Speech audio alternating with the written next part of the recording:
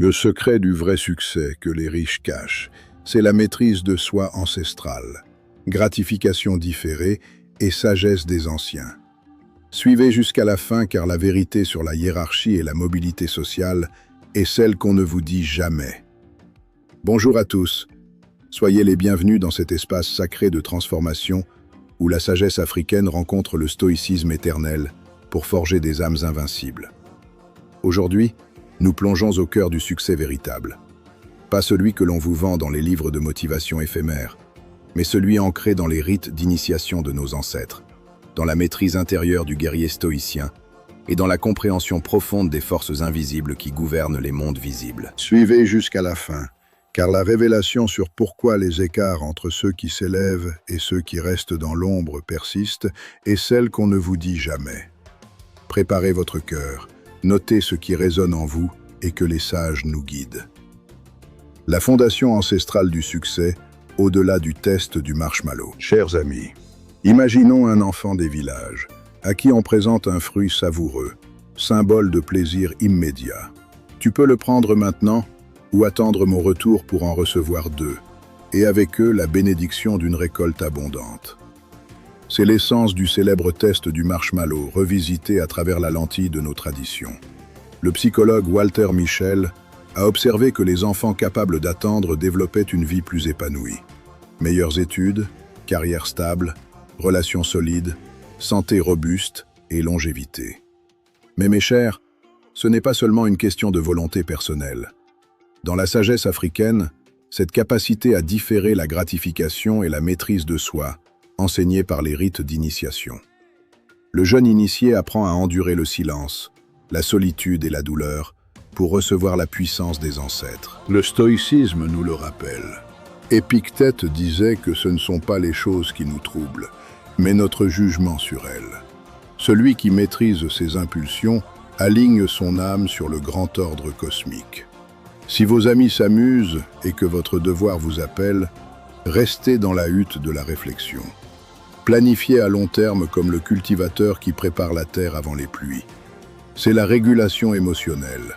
Contenir la colère comme on contient le feu sacré, le transformer en énergie créatrice. Cette première clé du succès n'est pas nouvelle pour nos anciens. Elle est au cœur des 15 habitudes du silence puissant, cet aimant africain de la puissance intérieure. Pratiquez-la quotidiennement et vous verrez les portes s'ouvrir. L'esprit de progrès contre l'esprit figé. La résilience des sages. Carol Dweck, dans son enseignement sur le mindset, distingue ceux qui voient l'échec comme une leçon et ceux qui le fuient. Les premiers redoublent d'efforts, les seconds abandonnent. Mes fidèles, c'est exactement la résilience des griots et des guerriers stoïciens. Dans nos traditions bamileke, l'initiation n'est pas un échec, mais une transformation. Tomber n'est pas la fin, c'est l'appel des ancêtres à se relever plus fort. Qu'ai-je appris? Comment grandir? Voilà la question du sage. L'esprit de croissance transforme l'adversité en terre fertile, comme la semence qui perce la terre dure. Le stoïcisme renforce cela. Sénèque nous invite à voir chaque obstacle comme un maître. Cultivez cet état d'esprit et vous deviendrez invincible face aux tempêtes de la vie. La pratique délibérée est l'auto-évaluation, le chemin du guerrier intérieur. Anders Ericsson a révélé que l'excellence naît de la pratique stratégique, pas seulement du temps passé. Identifier ses faiblesses, ajuster le plan, réfléchir sans cesse. C'est l'auto-évaluation, la clé de la maîtrise. Chez nos anciens, le sage passe des heures en contemplation devant la grande case, analysant ses actions à la lumière des rites cosmogoniques. Le Dunning-Kruger nous montre combien l'ignorance se croit sagesse. Les plus faibles se pensent au sommet, tandis que les vrais maîtres restent humbles. En sagesse africaine, l'humilité, vie humble, aime éternelle, est le fondement. Observez, respirez, choisissez calmement. C'est la 4e clé de la résilience africaine stoïcienne. La corrélation n'est pas causalité, la grande illusion du succès individuel. Mes chers, on vous répète que la maîtrise de soi, La résilience et l'auto-évaluation suffisent. Pourtant, la réalité montre autre chose. Corrélation n'est pas causalité. Les riches se lèvent tôt, mais se lever tôt ne fait pas le riche. Le vrai levier se trouve dans les styles parentaux et les structures invisibles. Les parents aisés offrent vocabulaire riche, bienveillance, stabilité. L'enfant grandit en confiance, négociant avec le monde comme un futur chef. L'enfant de milieu modeste apprend l'obéissance face à l'autorité, dans un univers instable. Dans nos traditions, la famille est le premier cercle des ancêtres. La stabilité permet de tenir les promesses, comme le faux qui protège sa chefferie. Sans elle, la confiance s'effrite et le marshmallow est mangé immédiatement, non par faiblesse, mais par sagesse rationnelle face à l'incertitude. Hiérarchie, négociation et obéissance. Deux mondes radicaux. La société est une hiérarchie. Les pauvres apprennent à obéir pour survivre. Les riches négocient pour dominer. C'est le débat, l'argumentation, la construction du pouvoir. Nos sages stoïciens africains nous enseignent à naviguer ces eaux avec dignité. Comprenez le jeu pour ne pas en être victime. Les parents transmettent ce qu'ils connaissent, imitation pour s'intégrer au milieu. Changer cela demande courage et souvent de quitter la communauté. Risque immense, mais parfois nécessaire. La surproduction des élites et le cycle des révolutions. Voici la vérité profonde qu'on cache. L'équilibre apparent cache des failles. Les élites surproduites négocient toujours plus, créant tension. Dettes, perte de terres, esclavage moderne naissent. Les révolutions surgissent quand une faction d'élite s'allie au peuple pour remettre le jeu à zéro. Annuler les dettes, redistribuer, restaurer la mobilité. De Mao à César, en passant par les mouvements contemporains, le schéma est identique.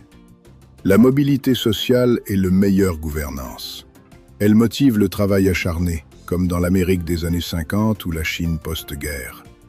Mais elle s'érode quand les vainqueurs verrouillent le système pour leurs descendants. Stratégie ancestrale pour briser le cycle. Maîtrise de soi et risque calculé. Mais bien aimés, même dans ce système, des chemins existent. L'individualisme courageux, l'émigration vers des terres de plus grande mobilité, comme l'appel des opportunités aux États-Unis, le mariage ascendant, ou historiquement la guerre et la révolution. Mais le plus grand levier reste intérieur. Cultiver la tolérance au risque, l'ambition noble, la chance stratégique. Placez-vous où la fortune peut vous trouver. Intégrez les rites matinaux des sages, la pratique du silence, la transformation des émotions en force. Vers une éducation des anciens, stabilité, bienveillance et négociation intérieure. Au lieu de copier les écoles des riches ou des pauvres, construisons en nous l'école des sages.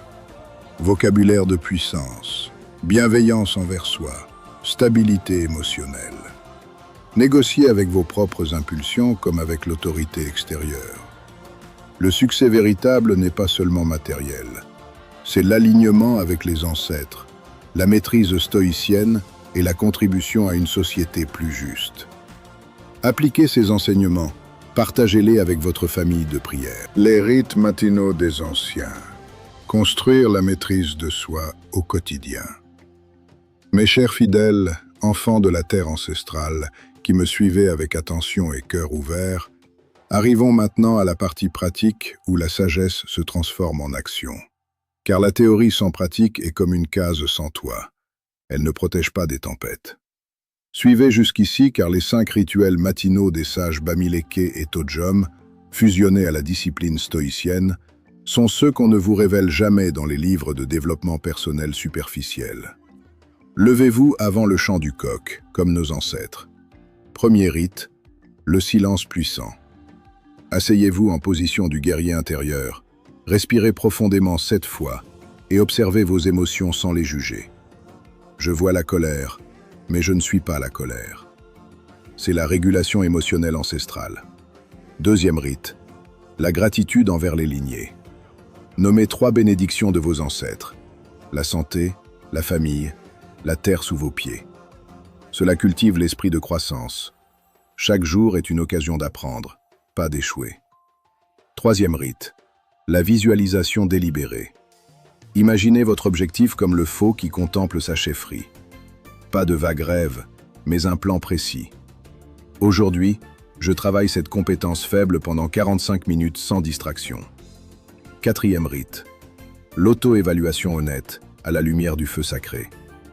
Notez une victoire et une leçon de la veille. Évitez le piège Dunning-Kruger en restant humble. Le vrai sage sait qu'il ne sait rien encore. Cinquième rite, l'engagement communautaire. Partagez une parole de sagesse avec un proche, car la réussite isolée est stérile. La lignée collective est puissante. Pratiquez ces rites pendant 21 jours et vous sentirez la transformation. La gratification différée devient naturelle. Le marshmallow de la paresse est ignoré parce que vous savez que les ancêtres tiennent leurs promesses à ceux qui persévèrent. C'est la psychologie des relations appliquées. En vous maîtrisant, vous devenez un pilier stable pour votre famille, capable de négocier avec amour plutôt que d'obéir par peur. Psychologie des relations dans la hiérarchie. Bienveillance contre autorité ancestrale. Frères et sœurs, dans ce monde de hiérarchies invisibles, les relations sont le vrai champ de bataille de la maîtrise de soi. Les parents riches offrent bienveillance et négociation. Les milieux modestes transmettent autorité et obéissance pour survivre. Mais la sagesse africaine stoïcienne nous invite à transcender ces polarités. Pensez à l'union sacrée. Dans nos traditions, le mariage n'est pas seulement émotionnel, il est stratégique pour élever la lignée. Choisissez un partenaire qui partage l'esprit de progrès, qui voit l'échec comme une initiation commune. Évitez les dynamiques de dette émotionnelle, promettre et tenir, comme le parent stable. Communiquez avec un vocabulaire riche. Expliquez, débattez, négociez les besoins sans ordre sec. Stoïquement, Marc Aurèle nous enseigne à répondre avec vertu, même face à l'instabilité. Si une relation apporte du stress permanent, évaluez. Est-ce une leçon ou un cycle à briser? Pour les enfants, offrez liberté créative et stabilité émotionnelle. Laissez-les jouer comme dans les villages ancestraux, tout en leur apprenant à argumenter avec respect. Ainsi, ils grandissent confiants, prêts à négocier leur place dans le monde au lieu de craindre l'autorité.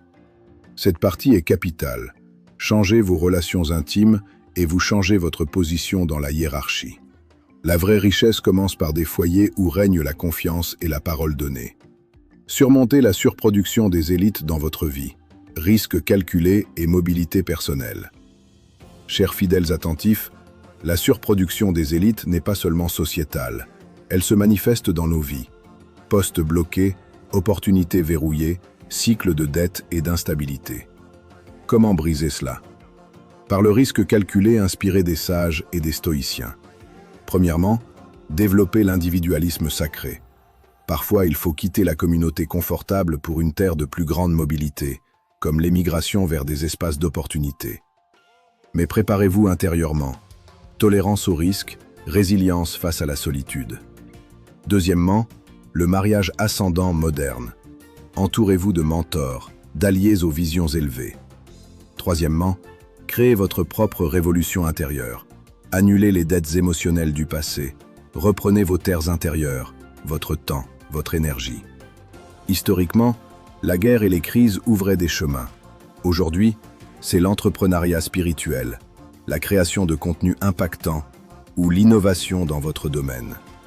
Placez-vous stratégiquement où la chance, cette forme de stratégie divine, peut vous trouver. Cultivez l'ambition noble, visez le maximum, pas le minimum de survie. La psychologie motivationnelle nous le confirme. Ceux qui réussissent malgré les origines ont ce tempérament, ambitieux, introspectif, tolérant au risque. Devenez cette minorité éveillée. Utilisez les rites des anciens pour transformer la fatigue en force et l'anxiété en clarté. Vers une nouvelle lignée, éducation ancestrale collective et gouvernance intérieure. Mais bien aimés, pour une vraie transformation durable, nous devons bâtir l'école des anciens. Stabilité, bienveillance, vocabulaire de puissance et négociation intérieure. Imaginez des communautés où les enfants apprennent la pratique délibérée dans les cercles de sagesse, où les parents modélisent la résilience stoïcienne africaine. La mobilité sociale commence en nous. Redonnez espoir par l'exemple. Créez des micro-mobilités, formation, réseau, partage de connaissances. La société reste stable quand chacun sent une voie d'ascension. Appliquez cela à votre ministère, à votre famille de prière. Enseignez ces principes pour que les pauvres d'esprit deviennent rois intérieurs. En fin de compte, la hiérarchie extérieure reflète notre hiérarchie intérieure. Maîtrisez le royaume en vous et le monde extérieur s'aligne. C'est le message éternel des sages.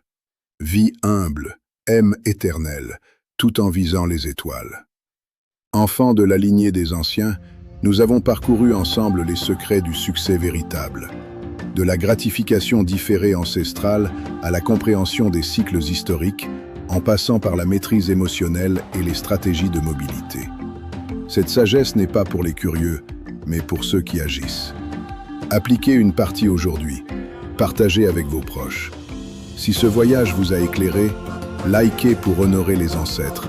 Commentez la partie qui a le plus résonné en vous et partagez cette vidéo comme une semence de transformation. Abonnez-vous dès maintenant à la chaîne, activez la cloche de notification et rejoignez la famille de prière pour ne manquer aucune révélation sur la sagesse africaine, le stoïcisme et la maîtrise de soi. Ensemble, nous brisons les cycles, élevons nos lignées et construisons un avenir de puissance et de lumière. Que les sages, les ancêtres et le grand ordre vous accompagnent. Paix, force et victoire sur votre chemin. À très bientôt pour la suite de cette quête sacrée.